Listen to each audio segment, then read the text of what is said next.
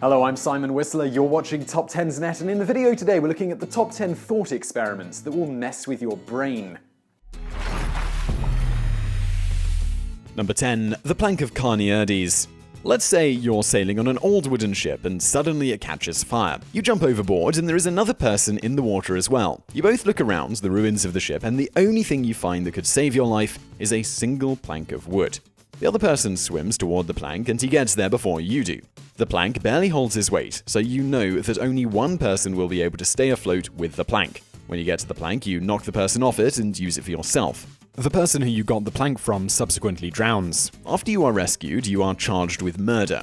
At your trial, you claim you acted in self-defense. If you hadn't acted the way you did, you would have died. The question is, what verdict will the jury come back with? The thought experiment was first proposed by Carneades of Cyrene, who was born around 213 to 214 BC, and it's meant to show how complicated the difference between self-defense and murder can be. Number 9. The Library of Babel. The multiverse theory is that there are an infinite number of universes running parallel to our own, and that in those parallel universes anything is possible. It is a bit mind-boggling to think about, but a visual thought experiment that will help you better picture it is Jorge Luis Borges' short story, The Library of Babel. The library, or as Borges calls it, the universe, is made up of a seemingly indefinite and possibly infinite number of hexagonal galleries. In the galleries, there are books, and every book is different from each other, however slightly. Perhaps a comma is in a different place, but there are no two identical books. At the other end of the spectrum, some books are radically different. They are in different languages and the stories vary. Some don't even have stories, they are just nonsense, like a book that repeats MVC over and over again. One character in the book believes that the library contains every single combination of letters and punctuation marks. The question then arises, if there are only a finite number of languages, letters, and combinations, is there actually an end to the library, or are there an infinite number of galleries? Number 8. The two generals problem. Two sets of troops, and for the sake of simplicity, we'll call them the red troops and the blue troops, have surrounded an enemy city and they want to attack it from the north and the south at the same time. If they were to attack one at a time, they would be slaughtered, so they need to strike in one coordinated attack. So the red general sends a messenger to tell the blue general what time he plans to attack. The problem is that the red general won't know if the blue general got the instructions. After all, there is a chance the messenger didn't make it to see the blue general. He could have easily been killed or captured on his track. So the only way the red general will know if the blue general got his message is for the blue general to send the messenger back to the red general, confirming he got the message. So the messenger goes back to the red general to confirm that the blue general got the message. But then the red general would have to send the messenger back to the blue general to acknowledge that he got the message, and this could keep going back and forth an infinite number of times, or at least until the city becomes wise to the plan and attacks both sets of troops. This thought experiment is often taught in Introduction to Computers. It shows the problem and design challenges of trying to coordinate an action if you are using an unreliable link of communication. Number 7. The Famous Violinist. One morning, you wake up in an unfamiliar place in an incredible amount of pain. That's when you notice that you are lying back to someone. As you're coming to, a strange man enters your field of vision and says that he is from the Society of Music Lovers. The woman you are back to back with is a famous violinist, and she was dying because of a kidney ailment, the man says.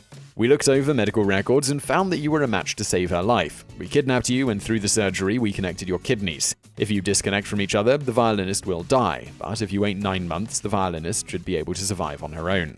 You are taken to the hospital, and the staff say that it is a real shame what happened to you and they would have stopped the surgery before it happened had they known about it. But since the violinist was already attached to your back and removing her would kill her, she is now your responsibility for at least 9 months.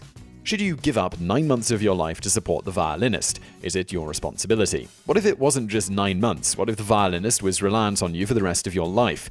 What if having her attached to your back shortened your life? What obligation, if any, do you have to the life of the violinist? This thought experiment is the basis for the feminist essay A Defense of Abortion by Judith Jarvis Thompson. The bizarre scenario is meant to give a different perspective on the rights of women when it comes to an abortion, especially in the cases of rape or when the mother's life would be shortened by going through with the pregnancy. Number 6. The Experience Machine. What is the meaning of life? Hedonism certainly makes sense in theory. Why wouldn't we want to have the most pleasurable experiences in our life, or at the very least avoid situations that cause us pain? To put that theory to the test is the Experience Machine thought experiment.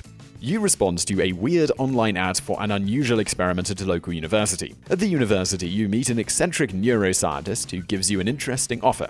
She says, I have this machine called the Experience Machine, and it can plug directly into your brain. It will manipulate your brain to make you think you are experiencing things when you are simply floating in a tank. Everything will seem real, and you wouldn't know you are in a simulation. It will be indistinguishable from real life. The only difference is that I'll only program pleasurable experiences into the machine. This means that from the moment you plug in, you'll experience the greatest things known to humankind, and every single second in the machine will be completely and utterly joyful. The bad news is that there is no turning back. Once you plug in, that will be your life. You will never be able to disconnect. So, do you want to hook up and experience a simulated life full of joy and wonder, or do you want to live your life that has its ups and downs, but is real? So what do? Do you connect to the machine and live in simulated hedonism, or do you choose the real world? Robert Nozick's thought experiment asks a few thought-provoking questions. One of the main things is it questions the nature of hedonism. Are people always looking for something that is pleasurable? Nozick argues that people will generally want the real thing over a simulated experience. Also, connecting to the machine would disconnect you from the real world, thus by hooking you up to the machine you'd be committing suicide. So, since people would choose real life that includes pain, suffering, and misery over the experience machine, that would suggest people don't just pursue hedonism. Number 5. The spider in the urinal. Thomas Nagel is a famed professor of philosophy at New York University, and his thought experiment involves a spider in the washroom at the university. Every day when Nagel walked into the washroom, in one of the urinals there was a spider. After being urinated on, the spider would then use all its strength not to get swept away by the water when the urinal was flushed. It also doesn't appear that the spider has any way to get out. Nagel thinks that this is a horrible and difficult life for the spider, so after a few days, Nagel decides he is going to help the spider. He goes to the washroom, gets a paper towel, and places it in the urinal. The spider climbs onto the paper towel, and Nagel places the paper towel on the floor. Once the spider is on the floor, it doesn't move from the paper towel, but Nagel walks away feeling good about himself for saving the spider. The next day, Nagel walks into the washroom, and on the paper towel in the same place he left it is the spider, and it's dead. After a few days, the paper towel and the dead spider are swept up and put in the garbage. The spider in the urinal is meant to show the problem with altruism, and that is sometimes that doing the right thing with the best intentions can still be devastatingly harmful. Also, you can never really fully understand what another person wants, and that happiness and comfort mean different things to different people. Number 4. Swampman. It's a dark and stormy night, and you're walking through a swamp. Suddenly, you're hit by lightning, and you die. But through some miracle, in another part of the swamp, there is another lightning strike, and it alters the molecules in the air to create an exact replica of you all the way down to the smallest part. This includes your memory. Another way of looking at this is that every time the Star Trek crew uses a transporter, they are killed and a clone is created in the new area. The swamp person would look and act like you and no one would notice any difference, but is it actually you? Is swamp person even actually a person? The author of the experiment, Donald Davidson, argues that the being wouldn't be a real person because even though swamp person will appear to recognize your friends and family, it is actually impossible for the swamp person to recognize any of them because when he sees them, this is for the first time. Since he is a new being, he didn't cognize them in the first place. Secondly, he has no causal history, so when he talks about things, it isn't genuine. He never learned about anything, so his utterances would have no real meaning. It would just be empty sounds, without any meaning. Number 3. KAVKA'S Toxin puzzle. One day, you're sitting in a coffee shop alone, just minding your business, when an old man sits down at your table and places a vial in front of you. Without introducing himself, he explains that he is a very rich man and says, "Do you want $1 million?" At least a little intrigued to hear his offer, you say, "Sure." He says, "In this vial, there is a toxin that will leave you very sick and in a lot of pain for 24 hours, but it will have no lasting effect. I will give you the money if, at midnight tomorrow, you intend to drink the toxin tomorrow afternoon. If you intend to do so, I will deposit the money in your bank account by 10 a.m. That's when you notice the hole in his plan. "So you mean that I'll have the money hours before I have to drink the toxin?" "That's right," he says, "and you only need to intend to drink it. Actually drinking the toxin is not required to get and keep the money, you just need to prove your intention to do so." He pushes over some legal papers and leaves the vial with you. He gets up from the table and says he'll see you at midnight. You take the toxin home, and your spouse, who happens to be a chemist, examines the toxin and confirms that it will cause you a lot of pain, but it won't kill you.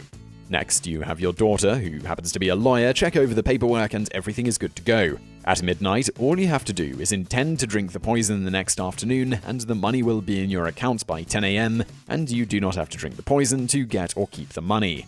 Of course, since you aren't forced to actually drink the toxin, you may think, I'll just intend to drink it at midnight and then change my mind after the test. But if that were the case, then you'd fail the test because in the end you weren't intending to drink it. That's when you realize how even a little doubt could disrupt the machine. Your son, who happens to be a strategist for the Pentagon, suggests that in order to pass the test, simply make unbreakable plans to ensure you'll drink it, such as hiring a hitman to kill you if you don't drink it, or signing a legal document that says you'll give away all your money, including the million, if you don't drink it. Your daughter looks over the contract and says tricks like this are not allowed. So as midnight rolls around, you keep saying over and over again that you'll drink the poison, and then the moment of truth comes, and what happens? This thought experiment from moral and political philosopher Gregory S. Kafka is about the nature of intentions. You can't intend to act if you have no reason to act, or at the very least, a reason not to act. So, if you already have the money, there is no reason for you to actually drink the toxin, so you can't have the intention at midnight. This leads to Kafka's second point that you have to have a reason to intend to drink the toxin, but then the afternoon comes to drink it, and you have no reason to actually drink it. Number 2. The survival lottery. There are 2 patients in the hospital who are dying from organ failure. Jane needs a new heart and John needs some new lungs. Neither of them abused their bodies and their organ failure was just bad luck.